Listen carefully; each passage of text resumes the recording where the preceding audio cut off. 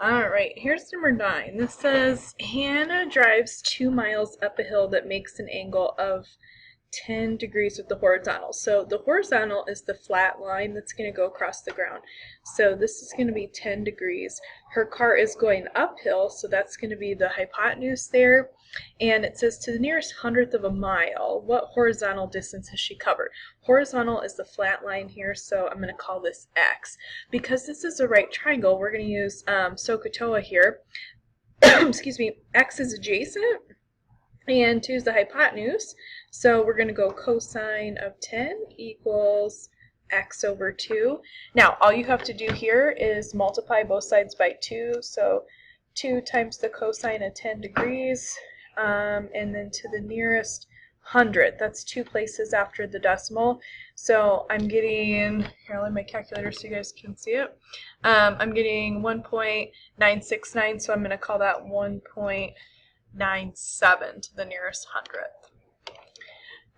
In the next question, for this to be a parallelogram, the diagonals have to bisect each other. So these 2 segments would be congruent, and these 2 segments would be congruent. So what I'm going to do here, we've got 4x minus 3 equals x plus 3. I'm just going to do 2 steps in one real quick.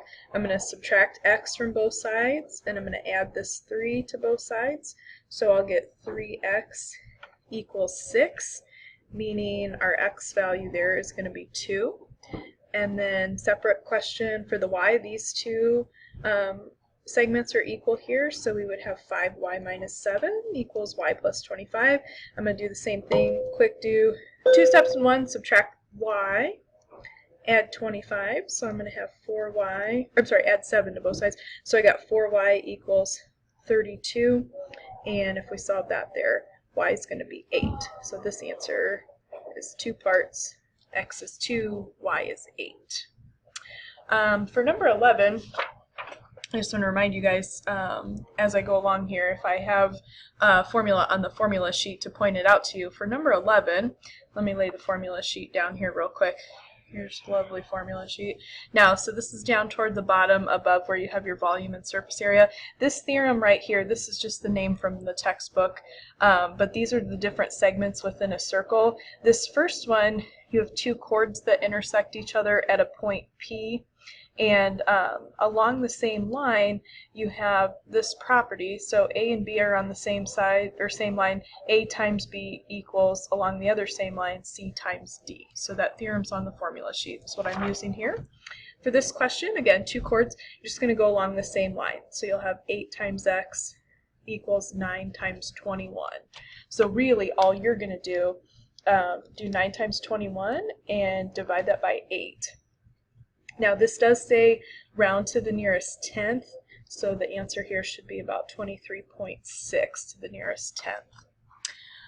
Find the volume of the sphere.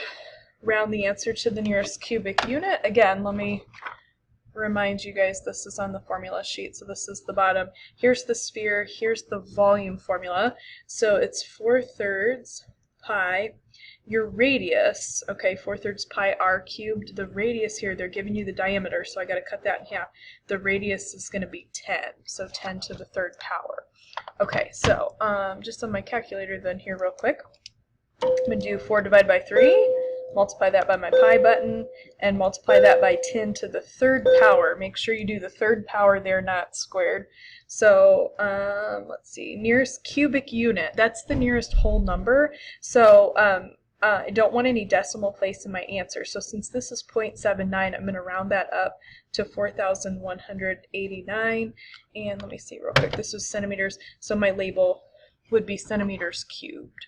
All right, for number 13, coordinates of the image of A, translation 5, -8. So the first number tells you how to move left or right. So it's +5, I'm going to go 1, 2, 3, 4, 5. And -8, I'm going to go down 8, 1, 2, 3, 4, 5, 6, 7, 8. So here's where I end up, and that point would be my A prime, which is 3, -2. Number 14. Now, anytime you only have one angle and you don't have any other angle, they're not asking you to find an angle. This is asking us to find B, which is a segment. I have one angle. Anytime you have only one angle or you have no angles at all, you want to use the law of cosine. So that's what I'm going to use here. Now, these two sides around the angle are going to form that big long side of the law of cosines equation. The b is across from the angle by itself.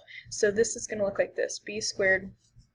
And you can do the 16 or the 24 first, it doesn't matter, but the sum of the squares of those two sides around that angle minus 2 times those two sides times the cosine, whoops, I'm going into the next question, of the angle here, cosine of 40.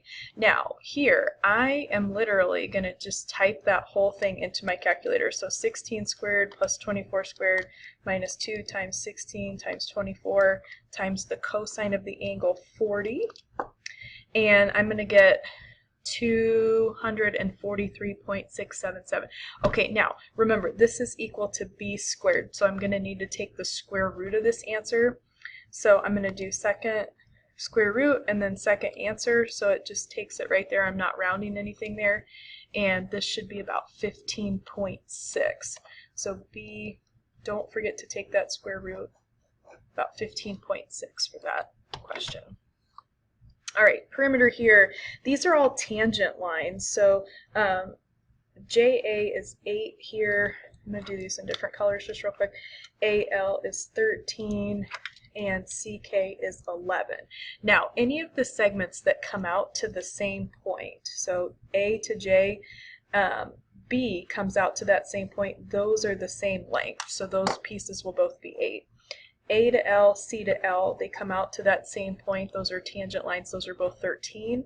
And then here, C to K, B to K will both be the same. So those are 11. For your perimeter there, you're just going to add up all the sides. So the total perimeter here should be 64 when you add all those up. 16, volume of a square pyramid. So volume of a pyramid formula. 1/3 area of the base times the height. Okay, so let me write down what we have. Area of the base is a square, so that would just be 24 times 24, which is going to give us 576. And I also need the height, but we don't have that here, so let me just drop a little height in here, and we're going to figure it out. They give us the slant height, that's the 20. Now, this is going to come directly in the middle, so halfway across this will be 12. I need to find this height, so you are going to have to do a little Pythagorean theorem here to figure that out. So the height is one of the legs in that right triangle. The 12 would be the other leg. The slant height would be the hypotenuse. If you solve this here, I'm going to do 20 squared minus 12 squared, which is 256, and then we'll have to take a square root. So you get 16. So I need this 576 and the 16, and then we're just going to plug it into our volume formula. So 1/3 576 times 16. Or you can do 576 times 16 and then divide it by 3. Both of those are the same operation. Either way, you should get 3072, and this would be cubic feet for your volume. Radius of the base of a cylinder is 40 and the height is 37. Find the surface area. So let me remind you guys again. Sorry, I should have done that on that last question. This is on your formula sheet here. There's your cylinder is in this row right here. So here's my surface area. So my surface area, 2 pi. They tell me the radius is 40. They tell me the height is 37. So I'm just plugging this into the formula. Again, the radius is 40. So that's your surface area formula. Now, we want to leave this in terms of pi. So here's what I'm going to do. I'm going to do 2 times 40 times 37. That's this little part right here. 2,960 pi. And then for this part, I'm going to do 2 times 40 squared. That's 3,200 pi, and then I'm going to add those two terms together. So 2960 plus 3200, the total surface area is 6160 pi, and this is millimeters squared. All right, again, regular hexagon. Let me show you guys. This is under the area formulas, anytime you have a regular polygon, which I do here, area 1/2 the apothem times the perimeter. So that's what I'm going to do here, 1/2 apothem perimeter. Now, if you guys remember, I'm going to split this. This is going to make a little 30, 60, 90 triangle. If this is 8, we're going to have 4 and 4 when I drop the apothem. And so the apothem is that little dotted line. It's the long leg in a 30, 60, 90. So it's 4 roots of 3. Okay, so we have 1/2 apothem, 4 roots of 3. P is going to be the perimeter. So since this is a hexagon, and it's regular hexagon, means all the sides are the same. If each side is 8, we're going to take and multiply that by the number of sides, which is 6. So there my perimeter is 48. Okay, now the only thing I want to really caution you about, because I've seen people doing this a lot lately. Oh, you can't see my calculator there very well, sorry. Slide this to the side so we have some more light. Okay, so I want to caution you here. When I do this, I'm going to do 1/2. I'm just going to put 0.5 times 4 times. Now, square root of 3, make sure you close the parentheses around that and then type your times 48, because you don't want the 48 under the square root. That'll give you a totally different answer. This should be what you get, which is to the nearest 10th, 166.3, and this is going to be centimeters squared for area. Okay, describe the vector as an ordered pair. First thing you want to do is connect your vector. Just drop a vertical line here, make a right triangle, and then connect that to the x-axis. Now, if this is 30, this angle in here is going to be 60 degrees. Together, any corner of a quadrant in the coordinate plane is going to add up to 90. I want to be inside the triangle here. 75 is going to be the hypotenuse. I'm going to call this x and this y, and we're finding the coordinates of where this vector points to. Now, keep in mind when you do this, we're going to use a triangle, so both of my answers for x and y will be positive here, but the placement of the vector you have to be aware of. So in the coordinate plane, you're going right and then you're going down. So my x coordinate should be positive and my y coordinate should be negative. Now, this is a right triangle here, so x is adjacent to the angle, y is opposite the angle, and that 75 is the hypotenuse. So you're going to kind of do two problems in one. For x, we're going to do cosine of 60 equals the adjacent, which is x, over the hypotenuse, which is 8. And we're going to do sine of 60 equals the opposite, which is y, over the hypotenuse, which is 8. Okay, so let me just do both of these on my calculator real quick. To solve both of these equations, you're going to do 8 times the cosine of 60. That'll be your x. And you're going to do 8 times the sine of 60, and that'll be your y. Now, from where the placement is here, my answer, the x coordinate is supposed to be positive, so that'll be 4. The y coordinate is supposed to be negative, and I'm just going to round this to the nearest tenth, would be negative 6.9. All right, for number 20, we're going to have a circle, and I'm just going to kind of eyeball this. Central angle 110 degrees and a diameter of 5.7. If my diameter is 5.7, I'm going to cut that in half real quick. My radius is 2.85.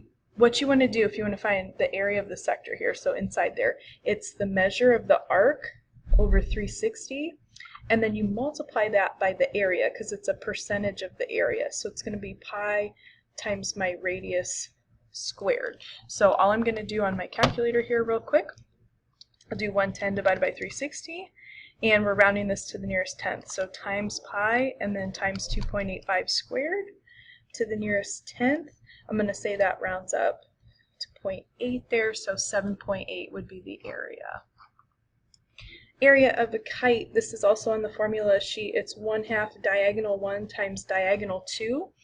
And if you guys remember, this diagonal is going to bisect the diagonal BD. So if this is 8, I know they don't give this to you, but that's going to be 8 as well.